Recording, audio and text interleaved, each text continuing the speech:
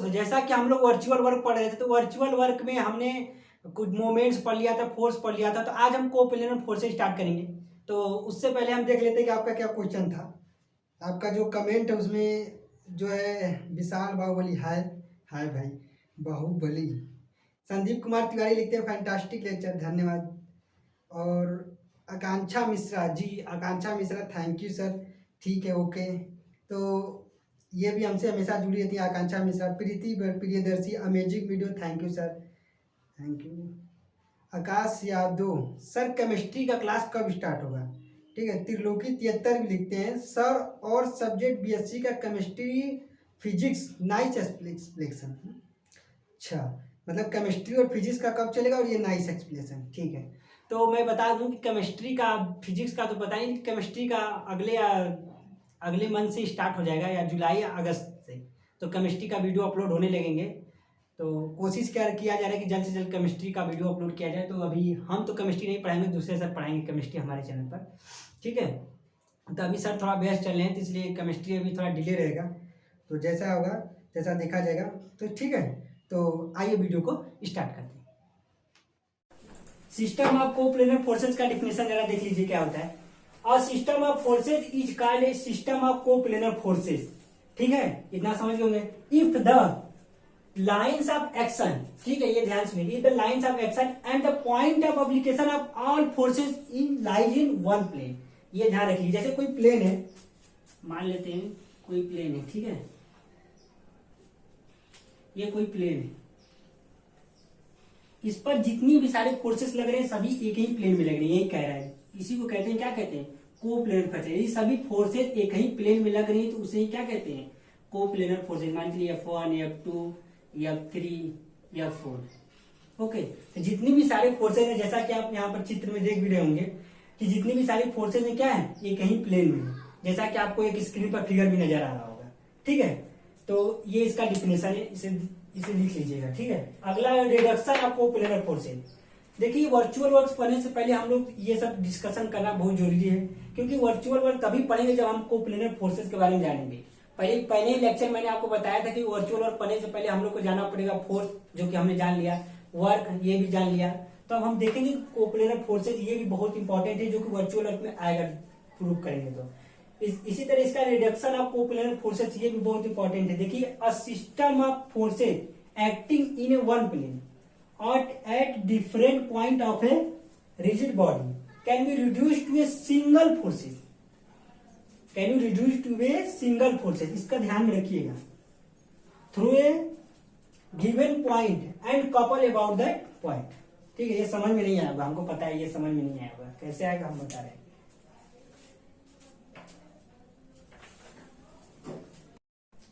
ठीक है।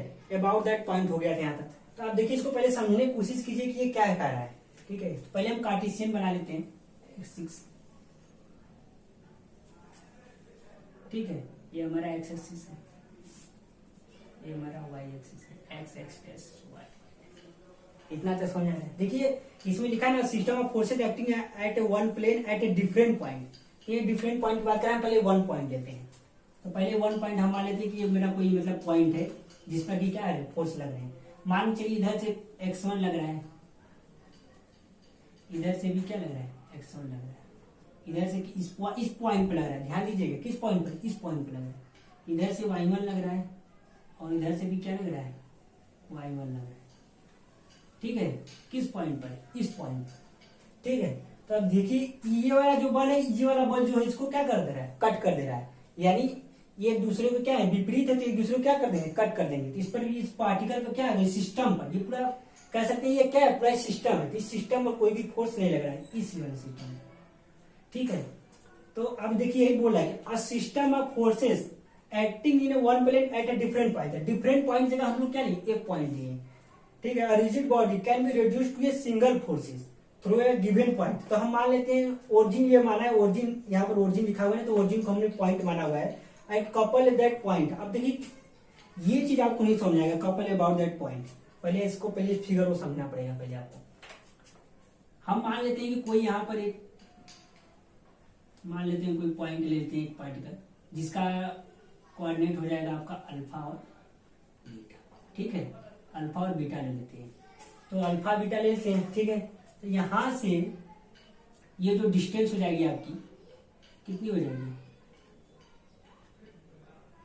अल्फा हो जाएगी। ये कितना हो जाएगा, एक्स एक्सिस पर, ये एक्स एक्सिस होता है, ये वाई अक्ष पर चला गया तो ये कितना हो जाएगा अल्फा, और इधर से चलेंगे तो कितना हो जाएगा ये चीज बीटा, ठीक है। ये अल्फा बीटा मान लेते हैं ये निर्देशांक, ठीक है। अब देखिए इस पॉइंट पर, ठीक है, इस पॉइंट को मान लेते हैं कि कोई फोर्स लग रहा है जो कि F1 लग रहा है। इसके दो कंपोनेंट बनेंगे, रिजॉल्व पार्ट, जो कि मैंने सेकेंड लेक्चर में बताया था आपको रिजॉल्व पार्ट्स कि क्या होते हैं। रिजॉल्व पार्ट्स में क्या होते हैं, इसके दो बनते हैं, एक ऊपर एक ये वाला बनता है, एक ये दो पार्ट बनते हैं रिजॉल्व पार्ट्स।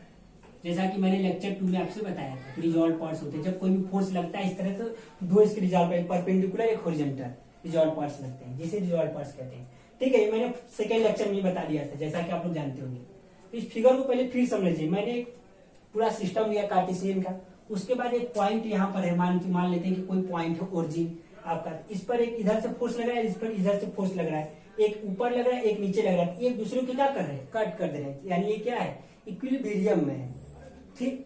अब देखिए यहाँ पर हमने मान लिया कि कोई कार्टेशियन या कोई भी ले लिया, मतलब ये पॉइंट ले लिया, इसका जिसका निर्देशांक क्या है, अल्फा बीटा है, ठीक है।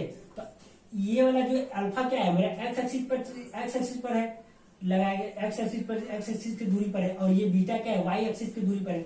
हमने इस कर्व जो पॉइंट लिया उस पर एक फोर्स लगाया F1, इसके दो रिजल्ट पार्ट्स हुए, एक वर्टिकल एक हॉरिजॉन्टल, ठीक है। यहां तक समझ आ गया। अब देखिए इसको ले लेते हैं y और इसको ले लेते हैं x1 y, ठीक है। मान लेते हैं इसको xy मान लेते हैं, xy जैसे माना गया है, इसको क्या करते हैं कि y2 ले लेते हैं, इसको ले लेते हैं x2, ठीक है। इसको रिजल्ट पार्ट को y2 x2 ले लेते हैं। अब ध्यान से देखिए, ये जो y2 है ऊपर की तरफ और ये जो y है नीचे की तरफ, अब इसको अलग से मैं बता देता हूं इधर से, इसको ध्यान देखिएगा, y2 अलग ये इस तरह है और ये किस तरह है, ये इस तरह से आया हुआ है,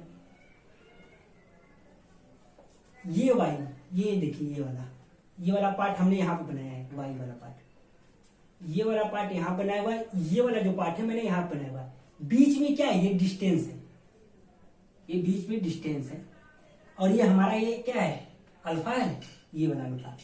अब ध्यान से जरा देखिएगा, हम मान लेते हैं ये मेरा अल्फा, ये जो छोटा वाला पार्ट है ये वाला अल्फा, ये वाला ये इतना अल्फा है, ठीक है। तो ये y, ये जो y2 है इसको क्या खींच रहा है ऊपर की तरफ, और ये जो ये y2 ऊपर की तरफ खींचा है, और y1 क्या है इसको नीचे की तरफ खींचा है, तो ये इस तरह से घूमेगा। ये y जो है, ये जो y है ये ऊपर की तरफ खींच रहा है इसको, और ये जो ये इधर की तरफ खींच रहा है, तो ये इससे घूमेगा कि नहीं, तो ये रोटेट करेगा। तो हमें ये क्या मिला, जरा ये भी समझ लेते हैं कि y2 और ये y1 इसको रोटेट कर रहे हैं, ठीक है। अब इसको जरा x2 वाले में देख लेते हैं, ये वाला फोर्स, इस पर ये वाला फोर्स लग रहा है, एक इधर से ये वाला फोर्स लग रहा है, इसको भी जरा समझ लेते हैं। ध्यान से देखिएगा, हम फिर से समझा देंगे एक बार, फिर भी ध्यान से देखते रहिए। ये देखिए x2 है, ठीक, ये हमारा x2 है, और ये क्या है x1 है, यहाँ पर ये क्या है x1 है, और बीच में ये परपेंडिकुलर डिस्टेंस है, ठीक। अब देखिए x2 इधर से लग रहा है फोर्स, ये वाला x2 इसको परपेंडिकुलर डिस्टेंस को किधर से घुमा रहा है, इधर की घुमा रहा है फोर्स लगाकर। ये दो फोर्स ही तो है, ये जो बीच में फोर्स लगा है ये फोर्स की तो पार्ट है, तो फोर्स ही नहीं लगेगा, ऐसा मत समझिएगा कि इस पर फोर्स लग रहा है तो ये क्यों सर बोल रहे हैं फोर्स है। तो ध्यान दीजिएगा कि ये फोर्स के ही पार्ट है, तो ये भी फोर्स ही लगेगा ना। तो देखिए x2 जो है इसको इधर घुमाने की कोशिश करेगा इस परपेंडिकुलर डिस्टेंस को, और जो ये जो x1 है आपका ये इधर घुमाने की कोशिश करेगा, तो ये भी इधर की रोटेट करेगा कि नहीं। ये मान लीजिए मेरा ये पार्ट है, तो इसको x2 इधर की घुमाने की कोशिश करेगा, x1 इधर के घूमेगा, तो ये क्या करने लगेगा, रोटेट करने लगेगा। तो कोप्लेनर फोर्सेज में पहली बार दो बात जानने की मिला, तो कोप्लेनर फोर्सेज में कोई भी फोर्स लगता है तो वो रोटेशनल भी करता है और क्या हॉरिजॉन्टल वो भी करता है। हॉरिजॉन्टल भी मतलब कि ये जैसी कोई बॉडी है मेरे पास, जब इस कोप्लेनर फोर्स में फोर्स लगता है तो ये रोटेट भी करता है और क्या रोटेशनल मोशन भी करता है और हॉरिजॉन्टल मोशन भी करता है। दो बात ध्यान देखिए, कोप्लेनर फोर्सेज में जब भी कोई फोर्स लगता है तो वो हॉरिजॉन्टल यानी हॉरिजॉन्टल फोर्स भी करता है और रोटेशनल फोर्स भी करता है। जैसे कि कोई बॉडी है, यहाँ पर कोई है, ये भी रोटेशनल भी रोटेट करेगा और ये हॉरिजॉन्टल भी रोटेट करेगा, मतलब रुड़ते हुए चलता है। ठीक है, तो यही हमारा पूरा समझाने का मकसद है। इसको जरा इसको समझिए तो समझिए इसका भी करवाएंगे, भी इसका प्रूफ करवाएंगे अभी। तो पहले इसको ध्यान से फिर समझ लीजिए, कुछ नहीं भैया, पहले ध्यान से सुनिएगा। हमने पहले क्या लिया, कार्टेशियन ले लिया, ठीक। इस पॉइंट पर ओरिजिन पर मान लिया, इस पर y1 फोर्स लग रहा है, इसको y लग रहा है, यहाँ से x1 लग रहा है, इसको x1 लग रहा है, यहाँ से y1 लग रहा है मान लीजिए। तो ये दोनों ये चारों फोर्स एक दूसरे को क्या करें, कट कर दे रहे हैं, यानी ये जो पार्टिकल है बीच का क्या है, इक्विलिब्रियम में है। ठीक है, अब हम मान लीजिए कि कोई भी यहाँ पर कार्टेशियन या कोई भी पॉइंट एक और ले लिया हम यहाँ पर देखिए डिफरेंट पॉइंट की बात कर रहा है, तो हम डिफरेंट पॉइंट यहाँ पर भी हम पॉइंट ले सकते हैं, अलग अलग जगह पॉइंट ले सकते हैं। लेकिन फिलहाल एक पॉइंट की तरह आपको समझाने की कोशिश की हम कि यहाँ पर वो एक पॉइंट ले लिए, ठीक। अब इस पॉइंट पर एक फोर्स लग रहा है F1, तो F1 के दो भाग रिजॉल्व पार्ट से। रिजॉल्व पार्ट से कल लेक्चर में हमने समझाया था कि एक हॉरिजॉन्टल होता है, एक वर्टिकल बनता है। तो x2 मान लिए, x2 इसका फोर्स लग रहा है, इधर y2, तब ये x2 वाला और ये x1 वाला, ये इधर लगा रहा है, इधर लगा रहा है, और जो परपेंडिकुलर डिस्टेंस है इसको क्या कर रहे हैं, रोटेट कर दे रहे हैं, ठीक। और जो ये जो y2 वाला है, ये जो y1 वाला है, इस परपेंडिकुलर को भी क्या कर दे रहे हैं, रोटेट कर दे रहे हैं। तो ये क्या है, ये पूरे सिस्टम है, पूरा क्या एक सिस्टम है जो आपको दिखाता है कि क्या करते हैं कि कोई भी फोर्स कोप्लेनर में लगेगी तो वो रोटेट भी करेगा और हॉरिजॉन्टल भी चलेगा। ठीक है, तो पहले इसको नोट कर लीजिए, फिर इसका हम प्रूव करवाते हैं। Reduction to a coplanar fluxes में इसका जो प्रूफ है जरा देख लीजिए, इसको प्रूफ को आपको लिख लेना है। ठीक है, इसमें लिखा है टेकिंग द गिवन पॉइंट से as the origin, let the forces F5, कोई भी फोर्सेज माना गया F5, ठीक है, act at the point A1 X1 Y1। AI क्या है, मतलब कोई भी पॉइंट हो, यहाँ पर हो, यहाँ पर हो, यहाँ पर हो, यहाँ पर हो, जैसा कि मैंने समझाया था। ठीक है, whose resolve parts along OX and OY, मान ये OX और ये क्या है OY, जो कि रिसॉल्व पार्ट्स है। ठीक है, X1 Y1 के रिस्पेक्टिवली। ठीक, ये तो पूरा स्ट्रक्चर है कि किस तरह का इसका स्ट्रक्चर बनना चाहिए। ठीक है, यहाँ पर AI का मतलब ये हो गया। ठीक है, ये आपका A1 है, मतलब A1 मतलब कोई एक पॉइंट दिया था, अगर मैंने यहाँ पे पॉइंट दिया तो A2, इसके भी दो रिजल्ट पार्ट्स हो जाएंगे, इस तरह से ये चलता रहेगा। ठीक है, अब देखिए मेरा ये इसकी बात हो रही है, ध्यान से देखिए। Let us consider F1 at A1 X1 Y1, यहाँ पर A1 है। ठीक है, हमने जैसा कि माना हुआ है A1 X1, कुछ resolve put are X1 and Y1, जो कि रिसॉल्व पार्ट है इसके क्या है, जो कि पुट X1 Y1 रखा गया है। At O we introduce two equal and opposite force X1 along OX dash, which will have no effect on the system। जैसा कि आपको पता है कि मैंने समझाते वक्त बताया था कि इस सिस्टम को कोई भी इफेक्ट नहीं पड़ रहा है, क्योंकि two equal and opposite forces लग रहे हैं X1 के अलावा। ठीक, तो इस सिस्टम पर कोई भी क्या हो रहा है, फोर्स नहीं लग रहा है, तो ये क्या है, इक्विलिब्रियम में है।